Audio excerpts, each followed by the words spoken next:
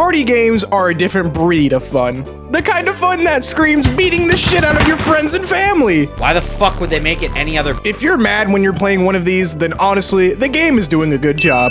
One series in particular kind of pioneered the modern party games as we know it. And well, that's none other than Mario Party.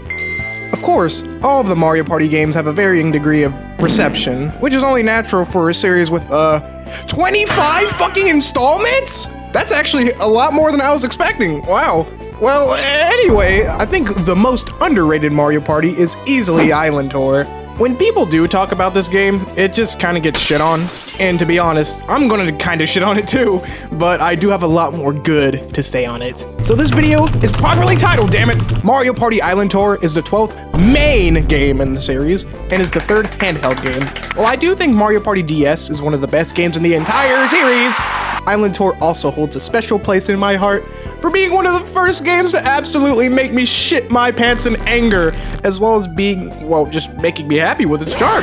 I swear, if you watch me play this game, you'd think I'd be bipolar or something. But no, that's just how this game makes me feel. Mario Party, ladies and gentlemen, allow me to take some time out of your day to talk about some Mario Party. Let's review 2013's Mario Party Island Tour.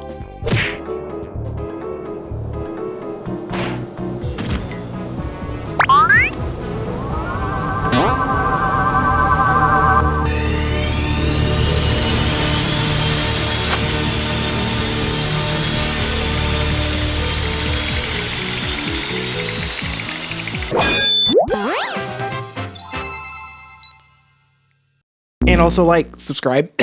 The story. This game, as well as most other Mario Party games for that matter, start out with the crew just kinda standing around doing nothing. Until a Smash Bros invitation shows up. You know it, baby! Do you guys remember Super Smash Bros for 3DS? Mario was there too! And of course, everyone got invited to the party island because, well, we needed a Mario Party on 3DS, guys. So they got sent there via Bubbles? Really? Okay, whatever. And float all the way up to honestly a pretty neat place to throw a party, all things considered. If only some of the games we'll be playing here were as pleasant. I'm talking about you, Bonsai Bill's Mad Mountain. There is more meat on this game's bones in terms of what's going on here. We got Bowser being a little piss baby, getting upset that he wasn't invited. But honestly, Bowser, I think being trapped in a bubble is more of a punishment than a privilege. And why Bubbles? I'm not a bubble boy, baby! Now I won't be able to get into the Thug Tug without getting my shit rocked. You know, that one place from the SpongeBob movie, just in case you're dumb. Better than Super Mario Party's high-fiving, though. Anyways, this motherfucker built a whole ass tower within the islands, and it doesn't really do anything, it's just kind of there. Actually, why is everyone annoyed that Bowser's even here? He's just kind of chilling in the corner there of the map. That doesn't really matter though, because Luigi just hates fun. So Luigi goes to the tower with his trusty Toad sidekick, and they climb up the tower, playing mini games with Bubbles! Enough with the Bubbles! And don't even get me started on some of these fucking mini games in particular. Oh, Slipknot, I'll get to you later, baby. You fucking son of a bitch. Every 5 floors within this 30-floor gauntlet gives you a neat boss, kind of like Mario Party 9 and 8, and whatever other Mario Party that I could possibly be missing. The bosses Luigi faces here are King Babam, Dry Bowser, because apparently he's not Bowser, he's just his own fucking character, and the strongest adversary Mario has ever faced. Goombas stacked up together that fall over within the poke of your finger.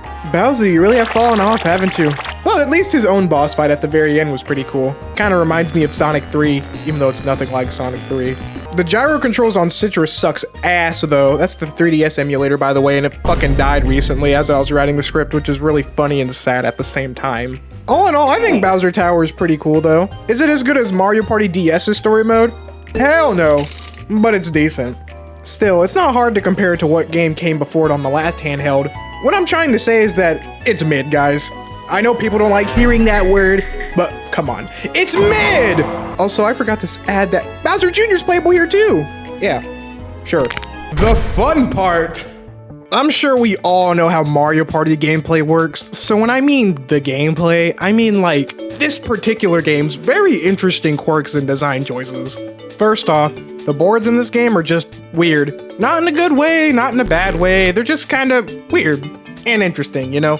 I mean, the first board, Perilous Path, is a reach to the goal, which outside of being in a car, I think it's the first time that a board basically were just kind of races, essentially, which is perfectly fine, don't get me wrong. They even give you a better advantage depending on your placements in the mini games, like getting a second dice block that gets better with each placement you have, getting more mini stars, picking the card first, and whatnot, because every board has their own drastically unique gimmick. What's Perilous Paths exactly? Making a grown man cry, apparently. That Bowser route is just pain. I normally don't get sent there, but I feel bad for even the CPU that gets sent there. Also, the fucking buttons at the beginning. Alright, it's about time I expose something. I used to say playing this game every now and then. Well, damn, I didn't want to expose myself. I meant the game. Look. These two things that you have to push down, for example, the game wants you to pick one of them in order to not blow up this wall right here, because the Bowser map is just funny like that. But everything in the entire turn is already decided before it even starts. All the dice rolls, all of the events, they're all decided right before the turn starts, which means no matter which switch I push, this motherfucker will always blow up. And that brings me back to these buttons. One button should be the right one, but it's not. It's whatever the game feels like doing. Basically, I think the way the game works is kind of stupid, but I'm not a game designer, so what the fuck do I know, you know? Speaking of the Bowser map, the whole gimmick here is trying to be as far away from Bowser as possible. It's the exact opposite of Perilous Path. I remember my friend and I actually didn't know about that. So originally, we would just kind of lose the mini games on purpose in order to get the extra dice blocks, even though that's kind of not what you want. Oh yeah, what happens if anyone reaches Bowser? First off, of course it was fucking me. Second off, Bowser punched you into the goddamn stratosphere. That's the power of bubbles. This board is probably one of the better boards in the game because, let's be real, this game's boards are not its best quality. The Bowser board is probably my favorite now that I think about it. It's a very unique concept that we got here. Oh yeah, why do I keep calling it the Bowser board? Bowser's Peculiar Peak! Hell yeah, baby, here we go! We're gonna roll the fucking dice with this one!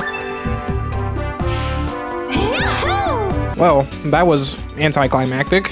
The next board that I want to talk about is Kamek's Carpet Ride. This board, according to the game, is mostly skill when no the fuck it's not. This is Mario Party. You can get a mini game that's complete bullshit and ruins your flow, but I digress. This is Mario Party's attempt at copying Sonic Shuffle of all games, using cards and shit.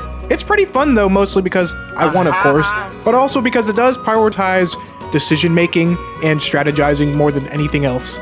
Other than that, though, there's nothing more for me to bring up, really. It's a pretty short board. The last board that I actually like in this game, though, is Star-Crossed Skywave, baby! This board can cause a lot of infuriating moments between you and all of your AI companions, since, let's be real, you aren't playing this game with real people in 2024? In this board, we have the return of the mini-stars from Mario Party 9.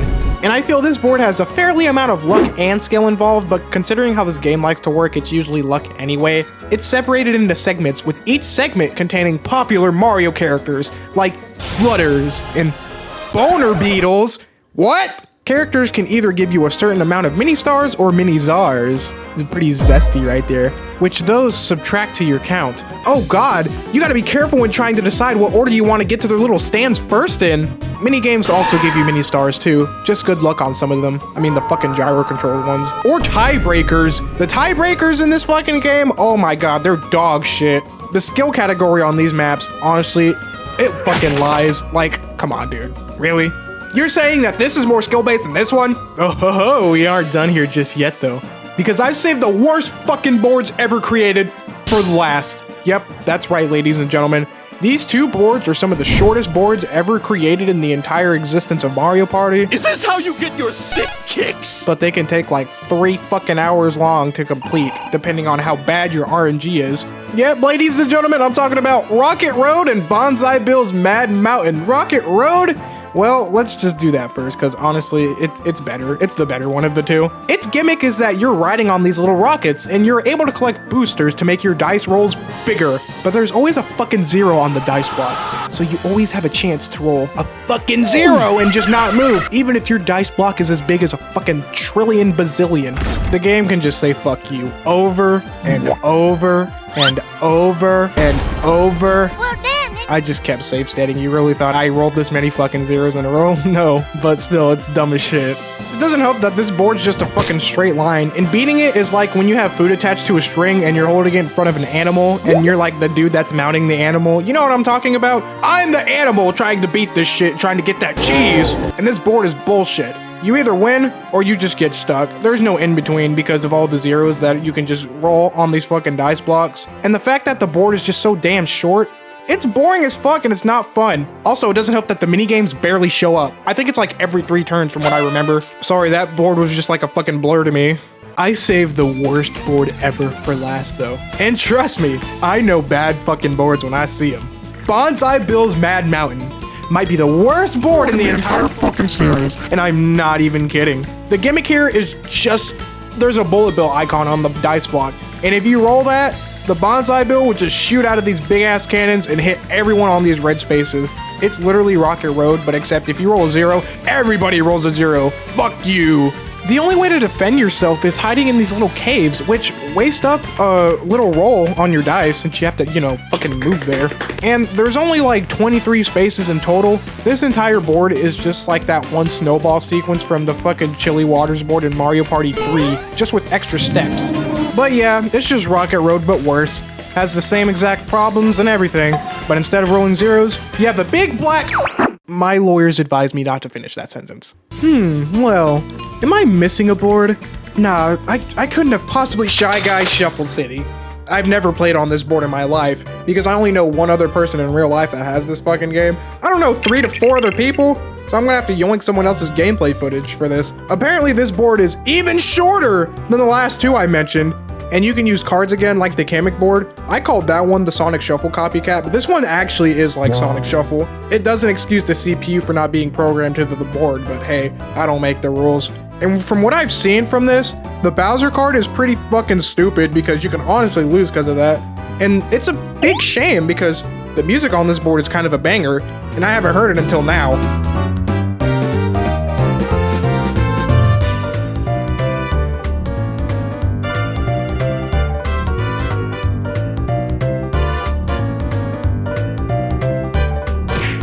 Minigames. So let's talk about these minigames. Yeah, they're so fun. Taking breaks from board gameplay to find another excuse to target someone on the next round. The minigames in Island Tour are pretty standard, for the most part anyways, and I think the consistency is a really good thing here. I think a lot of them are pretty damn good, and only a few of them I would like to say are genuinely frustrating to play. It's mostly the gyro-controlled ones that can be shit, and it's usually because, well, gyro controls just suck. They could be finicky sometimes, and it doesn't help that I had to record all my footage on Citra, which has a really weird way of emulating gyro, and that's never going to be fixed because Citra's fucking dead now. Oh, boo-hoo. When they work, they work. And when they don't, we have Spin the Bubble. I kept using footage from this fucking minigame every time I brought up gyro, and that's for a good reason. Even on actual 3DS hardware, this minigame is dumb. And I know we all don't like minigames that are solely RNG, like the Garden of Eden. If you do like minigames that are RNG based, you're fucking sicko. Other than minigames like that though, we have some bangers in this game, and I'm surprised Mario Party Superstars didn't use any. The N64 and GameCube Mario Parties aren't the only ones with good minigames, you know. I think my favorite one in general from Island Tour is probably Fisted Clouds. I just like being able to beat the shit out of people, probably because I have some mental issues to work out, but also because if there's someone you don't like in the board currently, and you get Fisted Clouds, let's just say the clouds aren't the only thing you'll be fisting. Another interesting thing to note down is that there's no team minigames in Island Tour, which I don't dislike or anything. Team minigames can be annoying as fuck sometimes, especially with real people, but at the same time, it kind of makes the amount of minigames in here lacking? Jeez, how many times have I said minigames within the last few minutes? God damn. Still, I would have preferred team ones over these fucking puzzle games. I didn't even play this because I forgot they existed when I started writing the script, which honestly, I don't give a shit. You guys remember the days in Mario Party DS where your reward for beating the story mode was this dumbass triangle game? Well, that was a load of shit. Well, now we got all the triangle games. They're even single player, so you have no reason to touch them. They aren't actually triangles though, they're hexagons. And I know I brought them up briefly before, but the boss fights from Bowser Tower are also quite good if I do say so myself. The Goomba Tower one is dumb as shit, but the Snowman Man one is pretty fun, and the King Bomb one is also fun because I'm able to show off my epic engineer gamer intellect by solving puzzles made for literal children. Go me! I feel like I'm missing something though. The best Mario Party minigame ever made, perhaps? Sure, we got shit like fucking bumper balls and okay. Why am I having to do this, Nintendo? Oh, I think I finally remember what it is. Oh yeah, looking good. The choicest voice! This is unironically a banger of a minigame because I'm able to make my voice sound like fucking Waluigi.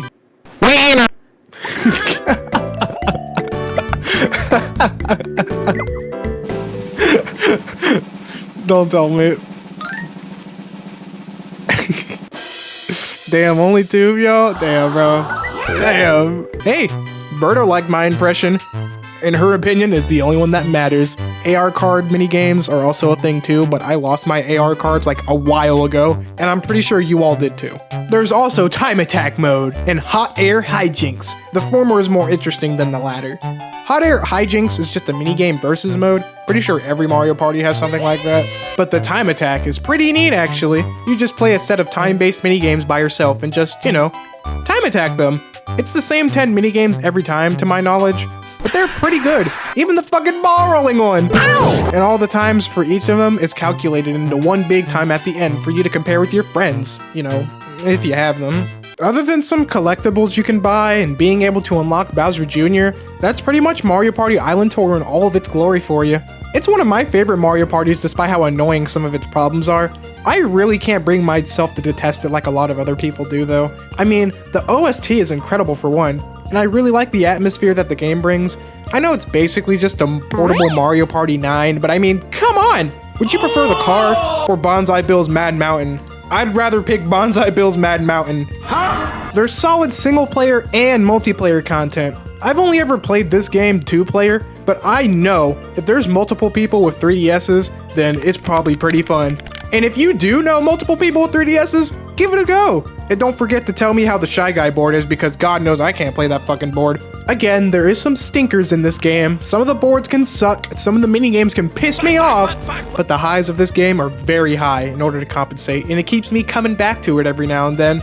I'm going to tell you this right now though, for anyone watching this in the future, when there's a new 3DS emulator roaming the streets, don't play this on emulator. Or hell, even Citra if you still have it. That shitty gyro that I had to put up with this is honestly not worth it half of the time, but it was all in the name of recording good high quality footage.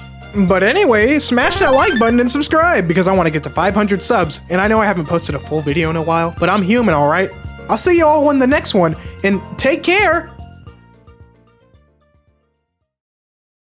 What, you really expected me to talk about the fucking Street Pass minigames? Do I look like I go outside? I'm not Street Passing with anyone in 2024.